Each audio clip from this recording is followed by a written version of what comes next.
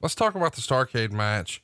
The finish would see Dusty hit some elbows and then a clothesline. He goes for a pin, but only gets 2.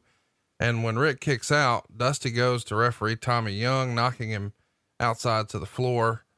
And Dusty then elbows Flair down, puts him into the figure 4, and you run in, and Dusty releases the hold so he can knock you back out to the floor. Ole runs in, knees Dusty from behind, and you and Ole start going to the back as Rick recovers.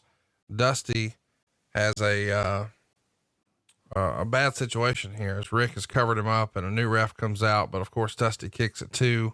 Flair tries for a slam. Dusty reverses it into a small package for a 3 count and wins the world title, or so we thought. A week later, Tommy Young is going to change the ruling to a DQ win for Dusty because he saw you and Ole run in. And since the title can't change hands on a DQ, it returns to Rick.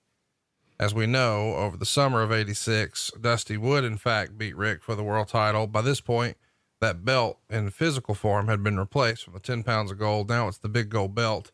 It happens in Greensboro, the Great American Bash in a cage match. He loses it back, 2 weeks later, maybe in St. Louis at a house show. But I gotta wonder, what you think of this finish. For better or worse, this is, the first time we see, or one of the first times we see on a big stage like this with closed circuit and just the monumental size of Starrcade, a Dusty finish. And for better or worse, that's what this finish has been nicknamed, a Dusty finish. What'd you think of the finish? And do you think the classification of it being a Dusty finish and nicknamed that is fair? Well, it's probably nicknamed, nobody ever thinks about this could be the possibility. A Dusty finish might be a positive thing. People have always kind of put it as being a negative thing. Well, try booking a territory where you have weekly towns and bi-weekly towns and all that, and you're trying to draw money. You're trying to keep certain baby faces at a level where the audience believes in them. They do the right thing. You try to keep heat on heels.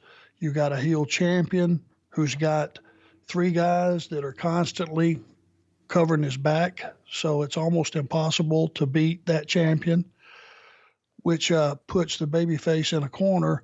You've got to make them believe. You have to, I go back to that. The audience has to believe. And every now and then you'd have to bump a referee who was out of position to see what went down. But if the babyface had actually won the match and there was just no ref there to count it, people remember that. And then you can have some screwed up things go on a week later, as long as, again, did it make sense? Well, the referee saw the tape. He realized it was not a proper deal. It should have been a DQ at that time. As long as the story you're telling is plausible, that's what heat was. And you made them believe that the babyface could win that match, given the circumstances that some way, somehow, you could keep the other horsemen out of the mix. And that was the story. And that's what drew money for a long, long time. That's why, when Dusty came back and was partners with the Road Warriors, because they believed if given a fair shake, the Road Warriors and Dusty Rhodes would kick the Horsemen's ass 10 out of 10 nights in a row. And they did. And that's what we did. We went out and made what they thought should happen. And that was the beauty of drawing money in those days.